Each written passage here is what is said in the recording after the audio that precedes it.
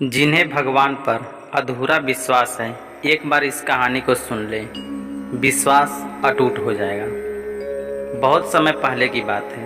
वृंदावन शहर में एक वैद्य जी रहा करते थे, जिनका मकान भी बहुत ही पुराना था। वैद्य जी की एक टूटी फूटी दुकान भी थी, जिसमें वो रोगियों का इलाज किया करते थे।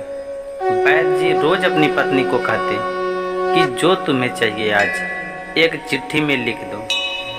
वैद्य जी चिट्ठी लेकर दुकान पर पहुंचते और दुकान पर जाकर पहले वह अपनी पत्नी के द्वारा दी हुई चिट्ठी को खोलते और उस चिट्ठी में लिखा सामान के भाव देखते, फिर अपने कान्हा से दुआ करते कि सांवरे, मैं केवल तेरी इजाज़त से तुझे छोड़कर यहाँ दुनिया में आ बैठा हूँ। तू मेरी आज की व्यवस्था कर देगा, उसी समय यहाँ से उठ जाऊँगा। और फिर कभी सुबह 9:30, कभी 10 बजे वैद्य जी रोगियों की दवा देकर वापस अपने गांव चले जाते।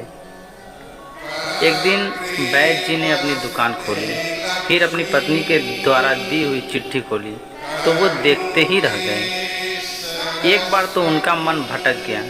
उन्हें अपनी आंखों के सामने तारे चमचमाते नजर आने लगे, लेकिन जल्द ही उन्होंने अपने मन पर काबू पा लिया। आटे, दाल, चावल आदि के बाद पत्नी ने उस चिट्ठी में लिखा था, बेटी के दहेज का सामान लाना है। कुछ देर सोचते रहे, फिर बाकी चीज़ों की कीमतें लिखने के बाद दहेज के सामने लिखा, यह काम मेरे कान्हा का है, कान्हा ही इसे जाने। उस दिन 1-2 मरीज आए थे, उन्हें वैद्य जी दवाई दे रहे थे। इसी दौरान एक बड़ी सी कार वैद्य जी की दुकान के ठीक सामने आकर रुकी। दोनों मरीज दवाई लेकर चले गए। वह साहब कार से बाहर निकले और वैद्य जी से राधे राधे करके बेंच पर बैठ गए। वैद्य जी ने कहा, अगर आपको अपने लिए दवा लेनी है तो अपनी नाड़ी देख लूं। उस आदमी ने कहा, जी मुझे लगता है आपने मुझे पहचाना नहीं। मैं 15-16 साल बाद आपकी दुकान पे आया हूँ। आपको पिछली मुलाकात की बात सुनाता हूँ, फिर शायद आपको सारी बात याद आ जाएगी। वैद्य जी, मैं 5-6 साल से इंग्लैंड में रहता हूँ। इंग्लैंड जाने से पहले मेरी शादी हो गई थी, लेकिन अब तक बच्चा नहीं हुआ। यहाँ भी इलाज कराया और इंग्लैंड में भी इलाज करवाया, लेकिन हमारी किस्मत में शायद बच्चा नहीं था। आपने कहा था, मेरे भाई, अपने भगवान से निराश ना हो। याद रखो, उसके खजाने में किसी भी चीज़ की कोई कमी नहीं है। औलाद, माल, धन दौलत और खुशी गम किसी वैद्य के हाथों में कुछ भी नहीं है। अगर औलाद होनी है तो मेरे सांवरे के आशीर्वाद से ही होनी है। औलाद देनी है तो उसी ने देनी है। मुझे याद है तुम बातें करते जा रहे थे और साथ साथ पूड़ियाँ भी बना रहे थे। फिर आपने मुझसे पूछा कि तुम्हारा नाम क्या है। मैंने बताया कि मेरा नाम राहुल है। आपने एक लिफाफे पर कान्हा और दूसरे पर राधे लिखा, फिर दवा लेने का तरीका बताया। लेकिन जब मैंने पूछा कितने पैसे हुए तो आपने कहा, बस ठीक है। मैंने जोर डाला तो आपने कहा कि आज का खाता बंद हो गया है। मैंने कहा, मुझे आपकी बात समझ नहीं आई भाई। आज के खर्च के लिए जितनी रकम वैद्य ने कान्हा जी से मांगी थी, वह सांवरे ने उनको दे दी। अधिक पैसे वे नहीं ले सकते। मैं बहुत हैरान हुआ और शर्मिंदा भी हुआ कि मेरे घटिया विचार थे और यह वैद्य कितना महान व्यक्ति है। मैंने जब घर जाकर अपनी पत्नी को दवा दिखाई और सारी बात बताई तो उसके मुंह से निकला, वो इंसान नहीं, कोई फरिश्ता है और उसकी दी हुई दवा हमारी मनोकामना जरूर पूरा करेगी। वैद्य जी, आज मेरे घर में 3 बच्चे हैं। हम पति पत्नी हर समय आपके लिए दुआएं करते हैं। जब भी वृंदावन में छुट्टी में आया, कार उधर रोकी लेकिन दुकान को बंद पाया। कल दोपहर भी मैं आया था, परंतु दुकान आपकी बंद थी।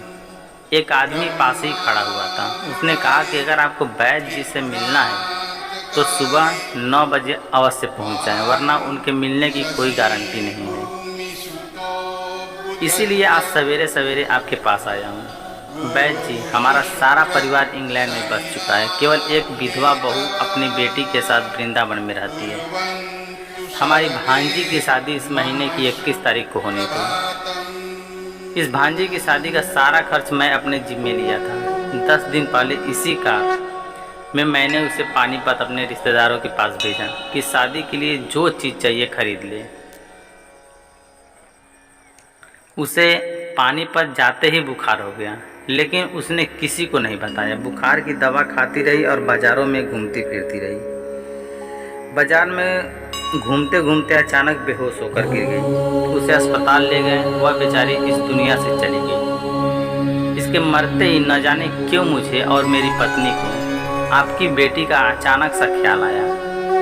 हमने और हमारे सभी परिवार ने फैसला किया कि हम अपनी भांजी के सभी दहेज का साज सामान आपके यहाँ पहुँचा देंगे। शादी जल्दी हो तो इंतज़ाम खुद करेंगे, और अगर अभी कुछ देर है तो सभी खर्चों के लिए पैसा आपको नकदी पहुँचा देंगे। कृपया आप मना मत करिएगा। मैं आपके सामने हाथ जोड़कर विनम्र विनती करता हूँ, आप अपना घर दिखा दें ताकि सारा सामान वहाँ पहुँचाया जा सके। बैद जी उस आदमी की यह बात सुनकर बिल्कुल हैरान और परेशान होते हुए बोले, राहुल जी, आप जो कुछ कह रहे हैं मुझे समझ नहीं आ रहा। मेरा इतना मन नहीं है। मैं तो आज सुबह जब पत्नी के हाथ की लिखी हुई चिट्ठी यहाँ खोली तो देखा उसमें मिर्च मसाला के बाद जब मैंने ये शब्द पढ़े कि बेटी दहेज का सामान लाना है, तो आपको पता है मैंने क्या लिखा?